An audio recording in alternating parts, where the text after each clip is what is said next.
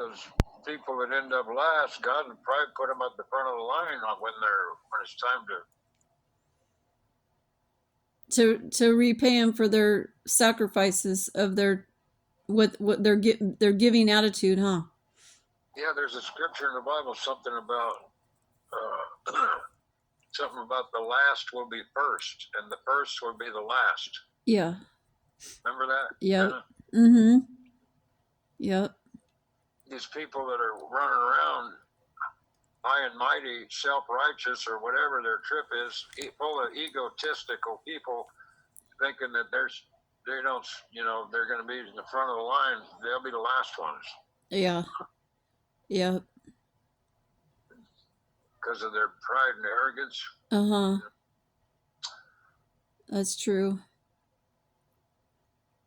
Yeah.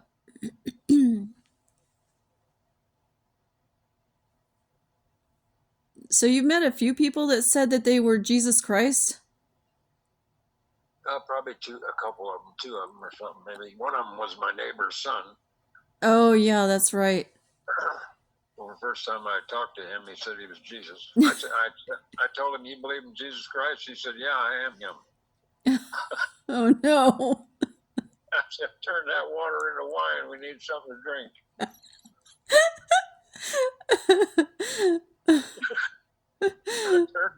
Turn that rock into some bread.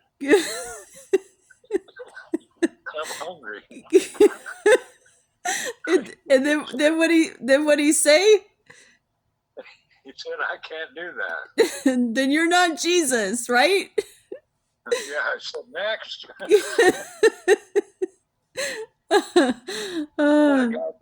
I met that other old man at the park one time, another guy years later. He said he was God. Is that the one that said his name was Pastor Wingnut or something? No, that was another one. That was a different one. Yeah. The guy that said he was God, Eli was sitting there with me, and Shelly Dawn was sitting there. Yeah. And Eli and myself and maybe one other person. I think it was just us three though. And when that guy pulled up in his van and parked there and got out and sat down, I think Shelly invited him to sit down. But he had these dark sunglasses on, and he started speaking. He was full of scripture. He knew a lot of scripture, real good. I mean, he knew it. He memorized a lot of scripture, but so he had our attention. And then about halfway through, he tells us he's God, and Eli immediately says that's blaspheme. Yeah, blasphemy. Mm-hmm. So good for Eli. Eli shouted that to him. That's good. And then Shelly and Eli got up and left. They split, and a little bit after that, because Eli wasn't even having any part of it. Once he said he was God, it was over. Mm-hmm. So I sat there with him probably another 30 minutes by myself and listening to him, and I was talking back, and he goes, "Yeah," he goes, "You're pretty up on scripture yourself, huh?" I said, "Yeah." I said, so anyway, I said, "You're running people off. See that?" I said, "Instead of telling people you're God, you need to come up with something different." I said, "People are running away from you. You can't tell them you're God." And he goes, "What if I told them I was Jesus?" I said, "I don't think that'll work either." See, I had him. We kind of broke him down there. Mm-hmm. And was examining him. Yeah. And Eli and Shelly jammed on him, and then I was sitting there another 30 minutes, like I said, trying to figure out where the hell his head was really at. I said, "You got to stop telling people that." Anyway, he left. He didn't say anything responding to that? I forgot. It was kind of a stupid conversation. I was real careful of what I was saying too, because when you're talking to somebody that's out there, if you give them too much attention, it makes it worse. Mm-hmm. So I was real careful on what I said, and if I even said anything, I was kind of just yeah. listening to what the hell he was talking about. But now, what happened with that one guy? Remember that guy that said he did he say his name was Pastor Wingnut? yeah. Yeah, and he was saying he had a church and that you can smoke pot and do stuff or something. No, he said he didn't say he had a church. He said he'd like to open one where you can do mushrooms. Yeah. Those psychedelic mushrooms get all kinds of things going there, and yeah. I don't know. That don't work very well. Yeah, and then he say sometime after that he said that he said he referred to himself as Pastor Wingnut. Yeah. That's funny. I think that's what he told me at first. He said his name. He didn't call himself a pastor. He said his name was Wingnut. And after I left, I'm like, yeah, no wonder you're Wingnut. Snorting mushrooms and talking about the Lord. Snorting mushrooms. Do people actually snort mushrooms? I don't think so, do they? I wouldn't put it past him. I wouldn't put it past him to try, right? Yeah. That's funny. Yep. They're missing the mark. Yeah, definitely. They don't get it. Yeah.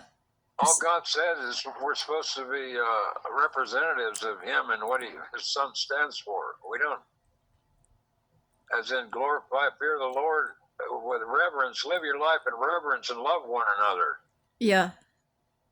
Yeah. He didn't say to get stoned and open up churches and see visions of satanic.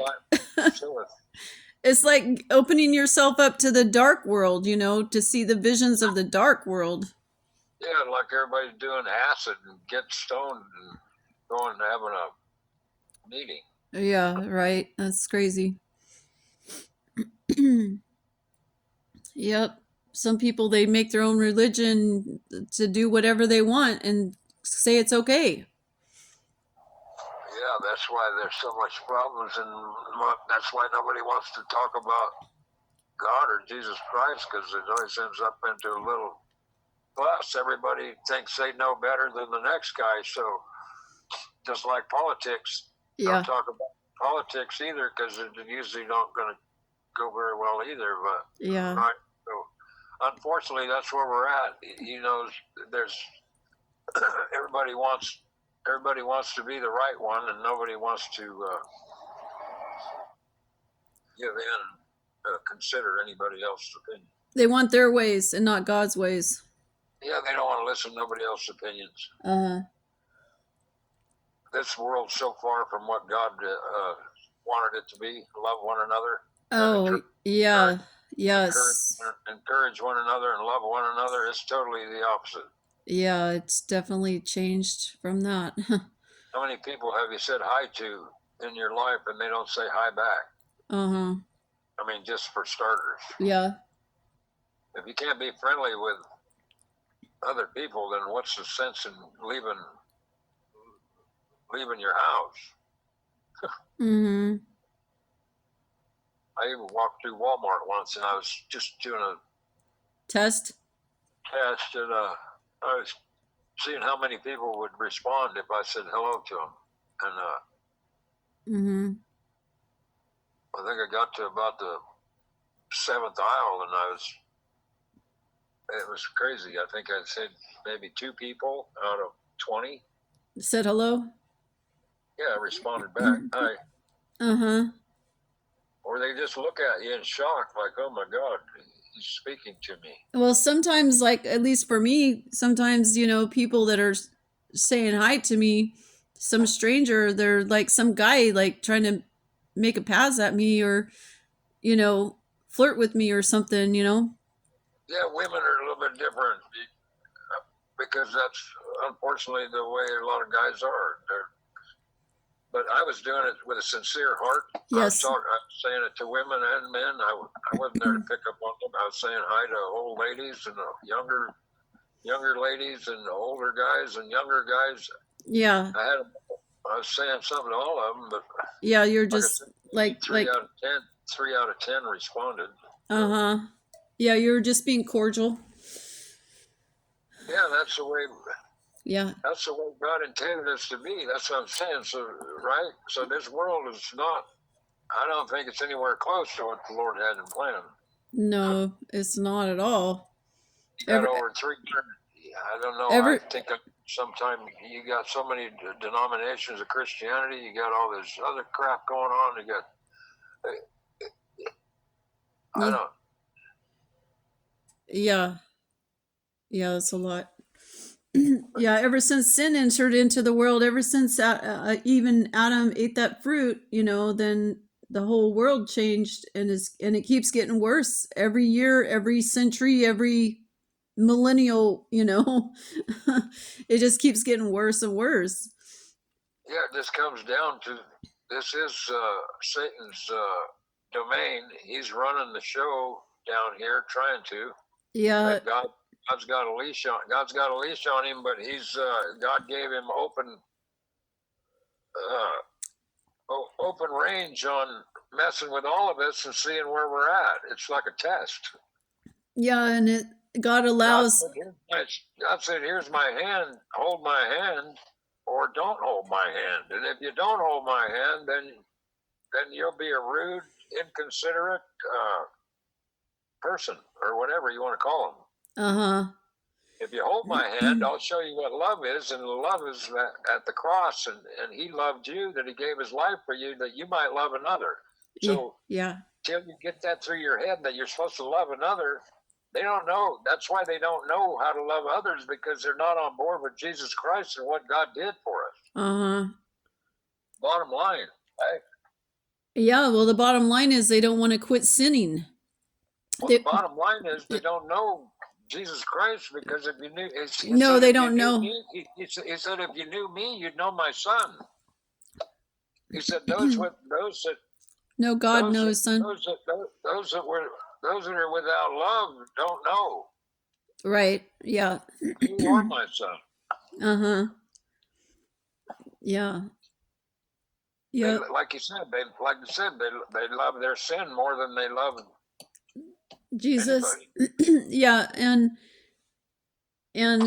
there's a verse, I don't remember which verse it is, but it says they knew him not, they didn't know God, or they didn't know Jesus, or they didn't know God, and they because they knew him not, the love of Christ wasn't in them.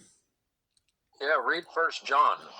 First John in the Bible is a short book, but it's got some really strong words in there about God's love and Christ's love for us. Yeah.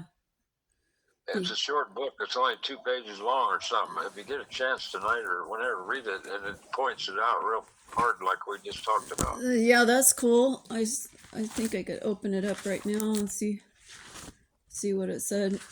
It's like somewhere over there in about the 3rd chapter or something, I think. But yeah, there's 3 chapters: 1st, 2nd, and 3rd John. Oh, but the 1st chapter has First John has a number of chapters to it. Well, read about the 3rd chapter of First John. Let's see, 3rd chapter. I think it's talking about what we were just talking about, love. God's yeah, it love. says love one another on the top of my Bible page. Yeah. And it says, well, what I have highlighted right now is in 1 John chapter 3, it says, "And 2, beloved, now are we the beloved, now are we the sons of God, and it doeth not yet appear what we shall be, but we know that when he shall appear, we shall be like him, for we shall see him as he is." It sounds kind of choppy the way I'm reading it. "And every man that hath this hope in him purifieth himself, even as he is pure." Just having the hope in him purifies us. Yeah. That's cool. But yeah, that chapter, it goes, love one another, and then God is love, it says. Yeah, but there's more to that First John than just that. There's some good stuff. I was reading that at my table the other day. That's why I like eating at that table, because my Bible's open. I kind of glance at the Bible every time I'm sitting there eating. But yeah, that's good. I've been holding up on that First John for, I don't know, 3 days. I've had it open to the same, and I keep rereading it because I'm trying to sink it deep into my head. That's good. And yeah, I'll read. I mean, I've read it before, but I haven't read it in a while, so I'll read all through that because it's not that long. No, and there's some really powerful scripture in there. Yeah. Cool. Hey, I didn't tell you this, but I was recording you. Why? Because I wanted to get some of this stuff that you share with me on live. Don't put it out to the public. Why not? No? I have to hear it before you I'll let you listen to it before I post it. And if you're not okay with it, I won't post it, okay? Okay. Yeah. Okay, I'm going to shut shut it off now. Say goodbye. Arrivederci. Okay, bye.